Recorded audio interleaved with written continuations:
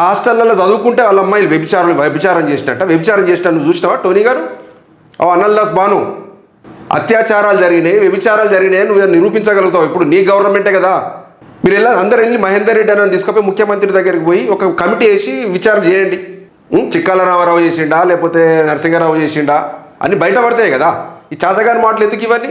ఏడాదిన్నర అయింది దగ్గర మీ ప్రభుత్వం వచ్చి గిదా సోషల్ మీడియాలో కూర్చొని ఎవరి పరువు తీస్తామండి ఇది? ఇక దళిత పిల్లలకు హాస్టల్లో చదివితే వాళ్ళకి పెళ్ళిళ్ళు కావద్దా? వాళ్ళకంటే పలానా హాస్టల్లో నా పిల్లలు చదివితే వాళ్ళు గిట్లా అయినాయట, ఎంతమంది మీద అత్యాచారాలు జరిగినాయో, ఎన్ని రేపులు జరిగినాయో, ఆయనలో చదువుకున్న పిల్లలు కూడా పెళ్లి చేసుకోవద్దని ధోరణితో ఉండాలా ఇప్పుడు సమాజం? ఇక్కడ ఇదేనా మహేందర్ అన్న నీ అనుచరులు? ఇదేనా అన్న ఎస్సీ ఎస్టీ హాస్టల్లో పిల్లలు చదివితే వ్యభిచారులా? అలా చదివినోడు ఎవడో ఒక మూర్ఖుడు ఒక తప్పు చేసిండు, అసభ్యంగా ప్రవర్తించిండా, ఏదో ప్రవర్తించుడు, కేసు అయింది, ఎంక్వైరీ జరుగుతుంది.